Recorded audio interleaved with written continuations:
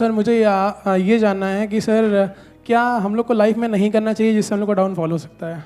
क्या नहीं ऐसा क्या है जो नहीं करना चाहिए? तो कितने चाहते हैं ये हो आज के सेशन का टॉपिक इंटरेस्टिंग है, बिकॉज आज से पहले मैंने ऐसा कभी कुछ सोचा भी नहीं है, ना ऐसा कभी कोई टॉपिक किया है कि ऐसा क्या है जो हमें लाइफ में नहीं करना चाहिए। चाहे आप मेल हो, चाहे फीमेल हो, चाहे जॉब करते हो, चाहे बिजनेस करते हो, चाहे स्टूडेंट हो, कोई भी हो, लाइफ में किसी भी स्टेज पर हो, ऐसा क्या है जो हमें नहीं करना चाहिए?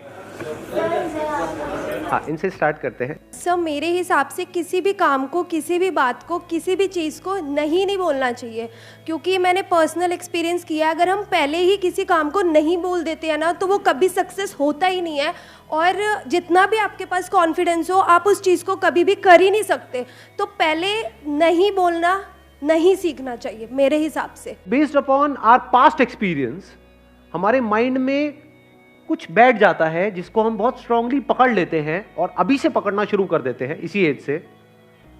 यानी इस एज में हमारे माइंड में वो चीजें बैठने लग जाती हैं। बच्चों के माइंड में कुछ नहीं होता है, बच्चे बिल्कुल ब्लैंक स्लेट की तरह हैं, वहां पे ना हाँ लिखा हुआ है ना लिखा हुआ है। पर जैसे जैसे एज बढ़ती चली जाती है वो स्ट्रांग होता चला जाता है, और उसी की वजह से फिर हमारे कॉन्फ्लिक्ट्स होने लग जाते हैं। उसी की वजह से सारी रिग्रेट्स आती है, क्योंकि होता क्या है, बड़ी जल्दी हम ना बोल देते हैं।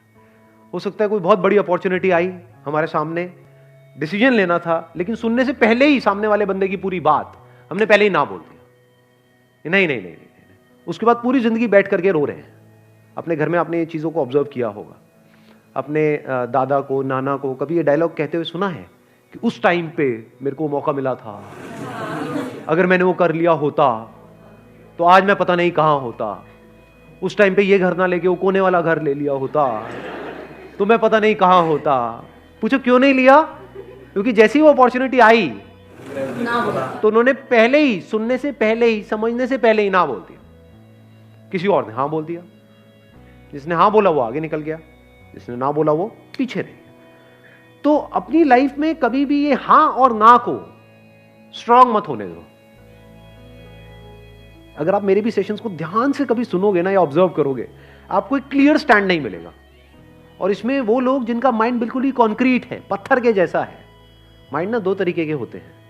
90% से ज्यादा लोगों का जो माइंड है वो पत्थर के जैसा है। उसमें सब कुछ पहले से ही फिक्स्ड है और कुछ नया अंदर जाने के लिए जगह ही नहीं है। उस माइंड में जो पहले से फिक्स्ड है, उससे मिलता जुलता कोई बंदा कोई बात करेगा, जैसे मैं कोई बात करूंगा तो कहेंगे हाँ बहुत बढ़िया बहुत बढ़िया बहुत बढ़िया, ये तो वैसे ही सोचता है बिल्कुल जैसे मैं सोचता हूं। और जैसे ही उससे अलग कोई थोड़ी सी बात करी जाएगी तो क्या होगा? गुस्सा आएगा, ये क्या बोल रहा है, ये सही नहीं। समझ गए क्या हो रहा है? इन माइंड्स को क्या कहो? पत्थर के जैसे माइंड है, सब रुका पड़ा है। दूसरे तरह का माइंड कौन सा होता है? जो एक नदी की तरह बह रहा है।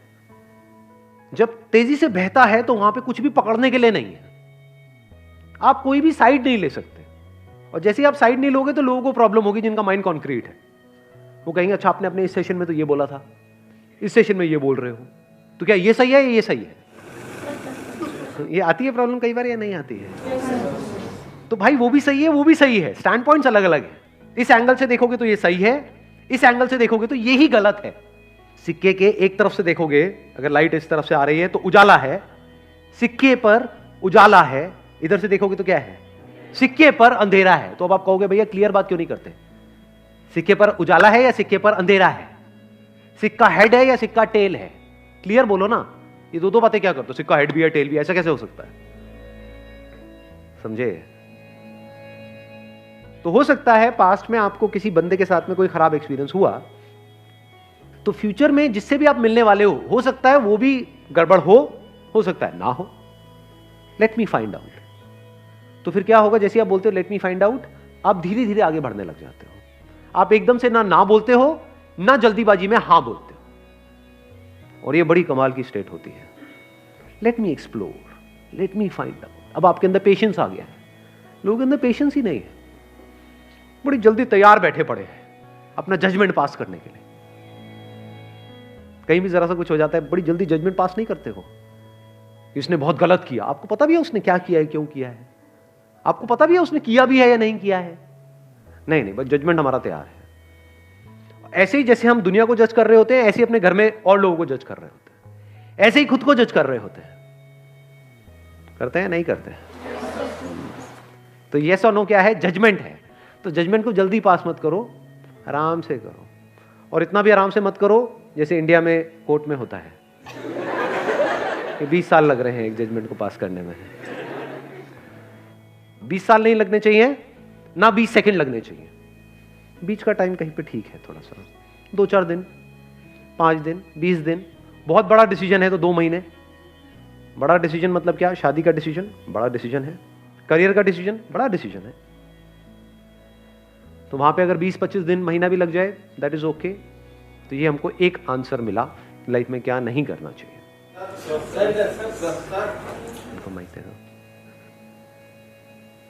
एक्चुअली सर मेरे को लगता है कि हमें हमारे ऊपर पर्सनली सेल्फ डाउट नहीं होना चाहिए कोई भी काम करने से पहले। अगर हमने अपने आप पे डाउट करना शुरू कर दिया, फिर हम कुछ भी करेंगे, लाइक अगर मैं यहाँ स्टैंड करूँगी फिर मेरे को लगेगा मैं खड़ी हो रही, मैं कहीं गिर तो नहीं जाऊँगी। सो मुझे लग रहा है कि वो डाउट नहीं करना चाहिए अपने आप पे। हमें अपने ऊपर डाउट होने लग जाता है कि मैं ये कर भी पाऊंगा या नहीं कर पाऊंगा। तो अब ये बड़ा अच्छा पॉइंट है, ये खत्म कैसे हो? ये जो सेल्फ डाउट है ये एक बहुत बड़ी प्रॉब्लम है, क्योंकि अगर आपको अपने ऊपर ज़रूरत से ज़्यादा डाउट होने लग जाए, मैं इसको बोल सकता हूँ excess of everything is bad. Doubt हमारे माइंड में इस तरीके से आ रहा है कि मैं ये काम करूँ या ना करूँ, ठीक है, होना चाहिए। मैं इस बंदे पे ट्रस्ट करूँ या ना करूँ, होना चाहिए। कोई बंदा आकर के बोल रहा है कि हाँ मेरे को पैसा दे दे, 1 साल में तेरा डबल करवा दूंगा, तो वहाँ पे डाउट होना चाहिए कि ये बंदा फ्रॉड है। तो अब अगर ये सेल्फ डाउट आपको हेल्प कर रहा है तब तो बहुत बढ़िया है। अगर इस सेल्फ डाउट की वजह से आप अटक गए हो लाइफ में, ये सेल्फ डाउट इतना ज्यादा बढ़ गया है कि आपने अपने हथियार ही डाल दिए हैं, कि आप कह रहे हो कि नहीं अब तो कुछ हो ही नहीं सकता, मैं तो कुछ कर ही नहीं सकती, मैं तो कुछ कर ही नहीं सकता, मेरे तो कुछ बस का ही नहीं। हाँ वो सब कुछ कर सकता है, वो अलग मिट्टी का बना हुआ है, मैं नहीं कर सकता। ये आने लग जाता है, नहीं आता है। इससे कैसे बचे? अंदर तक आपको ये पता होना चाहिए, अंदर तक, कि आप में, मुझ में, किसी में भी कोई फर्क नहीं है। Brain is brain, body is body, brain is not your brain और माई ब्रेन। इस सच को देख पा रहे हो? सिर्फ ब्रेन में जो इंफॉर्मेशन पड़ी है वो अलग अलग है, बट जो ब्रेन है, जिस तरह से ब्रेन काम कर रही है, दैट इज सेम। उसमें इंफॉर्मेशन अलग अलग है। तो हार्डवेयर इज सेम, आंखें सेम है, शेप अलग अलग हो सकती है, बट जिस तरह से वो काम कर रही है, जैसे 2 कैमरास हैं अलग अलग कंपनीज के, तो बाहर से दिखने में अलग अलग हो सकते हैं, ब्रांड अलग अलग हो सकता है, पर जिस तरह से वो काम कर रहा है वो सेम है। जिस तरह से लाइट पड़ती है, मिरर पे जाती है, ये होता है, रिफ्लेक्ट करता है, फिर वो इमेज को कैप्चर करता है, वो सेम है, वो अलग अलग नहीं है। ऐसे ही जब इस सच को आप देख लेते हो, यू, मी और anybody, we as in humans, we are all same. Your brain is not similar to Einstein's brain, it is same. तो एक एनर्जी आती है अंदर से। अब अपने आप को अंडर एस्टिमेट करते हो ना ओवर एस्टिमेट करते हो, क्योंकि ओवर एस्टिमेट भी जो खच्चर करते हैं उनके भी माइंड में ये बैठा होता है कि मेरी ब्रेन तो पता नहीं क्या है, आई एम तो जीनियस। वो भी खच्चर है, जीनियस खच्चर है वो। हाँ। और एक है जो बेवकूफ खच्चर है, वो क्या कह रहा है कि नहीं नहीं मेरी ब्रेन में ही कुछ कमी है, नहीं मेरे में कुछ कमी है। मेरे में मतलब क्या? अलग तरह की इंफॉर्मेशन अंदर डाल दो, वो अलग तरह से काम करने लग जाएगी ब्रेन। सिंपल है। जैसे कभी ऐसा हो जाता है कि जब लाइफ में मूड बहुत खराब होता है, यानी एक तरह के थॉट्स अंदर चल रहे हैं, एक तरह की इंफॉर्मेशन अंदर प्ले होती चली जा रही है ब्रेन पे, एकदम से आपने मेरा कोई सेशन देखा या कोई बुक पढ़ी या किसी और का कोई सेशन देखा, एकदम से सब कुछ बदल गया। तो क्या बदला है वहां पर? क्या ब्रेन बदल गई है? हार्डवेयर बदला है, सॉफ्टवेयर ही तो बदला है, इंफॉर्मेशन ही तो बदली है। पहले अपने अंदर ही अंदर कुछ और बोल रहे थे, अब कुछ और बोल रहे हो। आया समझ में? नहीं आया कुछ? अब कहां पे है सेल्फ डाउट बताओ? अब यहां पे ना तो इंफीरियरिटी कॉम्प्लेक्स है हमारे अंदर, ना सुपीरियरिटी कॉम्प्लेक्स है, कुछ भी नहीं है। ये मतलब मेरी ब्रेन और आइंस्टाइन की ब्रेन सेम है, आपकी ब्रेन और किसी की भी, any person you name it, जो भी पास्ट में हुआ या अभी है या होने वाला है, सेम है, कोई फर्क नहीं है। इसको सिर्फ ढंग से यूज करना है, समझदारी से यूज करना है, बस, और कुछ नहीं है। इनको देना माइक जरा। हाँ पीछे। मैं बस ये कहना चाहता हूँ कि हमें अपनी जड़ों को नहीं भूलना चाहिए, अपने पेरेंट्स, उनके एक्सपीरियंसेस। बहुत अच्छा पॉइंट इन्होंने बोला है कि हमको अपनी जड़ों को कभी नहीं भूलना चाहिए। देखो एक पेड़ है, किस बेस पे डिसाइड होता है कि वो पेड़ कितना बड़ा हो सकता है? उसकी जड़ें कितनी अंदर तक है। तो अगर हमको ऊपर बढ़ना है, ऊपर मतलब आप कह सकते हो बाहर इस दुनिया में अगर बढ़ना है, तो अंदर जड़ें उतनी ही स्ट्रांग होनी चाहिए। अगर अपनी रूट्स को हमने छोड़ दिया और ऊपर बढ़ने की कोशिश कर रहे हैं तो गिर जाएंगे। थोड़ा सा आंधी तूफान आएगा, दिखेंगे भी नहीं कहां गए। तो हमें क्या नहीं करना चाहिए, कभी भी अपने माँ बाप की डिसरिस्पेक्ट नहीं करनी चाहिए किसी भी हालत में। अपने माँ बाप के बारे में कुछ बुरा सोचना तक नहीं चाहिए, करना तो बहुत दूर की बात है। और कुछ लोग थोड़ा बहुत पैसों के चक्कर में पता नहीं क्या क्या कर रहे हैं। किसके साथ? अपने माँ बाप के साथ। कौन है माँ बाप? आपकी जड़ें हैं। और सोचो, आपको एक मजेदार बात बता देता हूं कि जो बंदा, अगर आपको पहचानना हो ना कि वो बंदा कैसा है, कि उस बंदे के साथ उस पर भरोसा करना चाहिए नहीं करना चाहिए, तो उस बंदे को ये देखो कि वो अपने माँ बाप के साथ कैसे बिहेव करता है। उसने अपने माँ बाप के साथ क्या किया।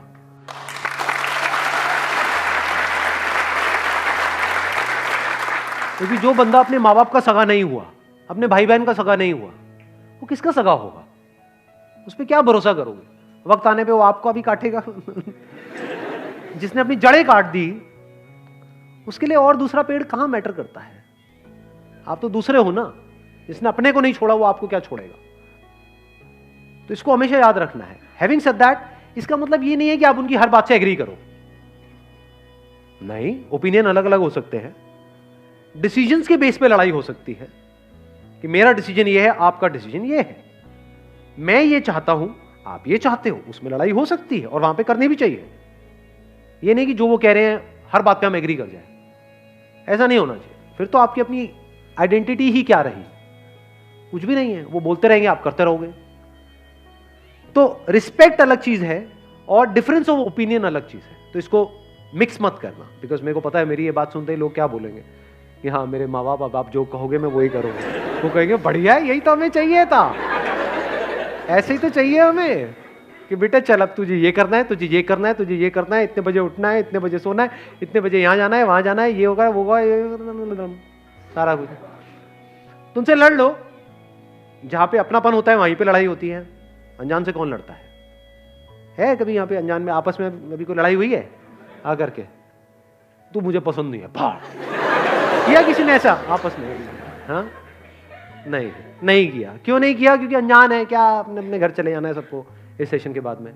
किससे किसको क्या लेना देना है? अपनों से ही तो लड़ाई होती है, अपनी बीवी से, अपने पति से, अपने माँ बाप से। तो लड़ो, लड़ने में कोई बुराई नहीं है। अपनेपन से लड़ो। ऐसे लड़ो कि भाई लड़ेंगे, मरेंगे, कटेंगे, जो मर्जी करेंगे, अलग नहीं हो, रहेंगे साथ में।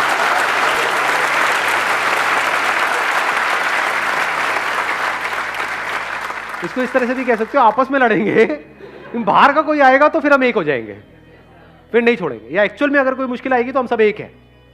हाँ, आपस में हमारा चलता रहता है थोड़ा बहुत, उसमें कोई बुराई नहीं है। तो जड़ों को याद रखने का मतलब, जड़ों को ना भूलने का मतलब कि कुछ ऐसे लोग हैं आपकी लाइफ में जो आपको अंदर तक पता है कि ये मेरे अपने हैं। कैसे पता है? क्योंकि जब आपकी लाइफ का सबसे खराब टाइम चल रहा था तब भी वो आपके साथ थे, वो आपके अपने हैं, फॉर श्योर आपके अपने हैं। जब खराब टाइम में नहीं छोड़ा तो अच्छे टाइम में क्या छोड़ेंगे? और कुछ ऐसे लोग होते हैं, थोड़ा सा आपका टाइम अच्छा होता है, पीछे पीछे घूमने लग जाते हैं, आपके लारे लपे करेंगे, आपकी तारीफें करेंगे, आपको बोलेंगे कि हाँ तू तो मेरा भाई है, हम तो ये हैं, हम तो वो हैं। जैसे ही आपका टाइम थोड़ा सा खराब होगा आपको छोड़ देंगे, आपकी तरफ देखेंगे भी नहीं, आपसे बात तक नहीं करेंगे, एकदम पीठ कर देंगे आपकी तरफ। तो आप पहचान सकते हो ऐसे लोगों को। कुछ ऐसे लोग थे आपकी लाइफ में जब आप कुछ भी नहीं थे, या ये कह लो खराब टाइम चल रहा था, तब भी वो आपके साथ में थे। तो ये आपके अपने हैं। दुनिया इधर की उधर हो जाए, इनको नहीं छोड़ना है।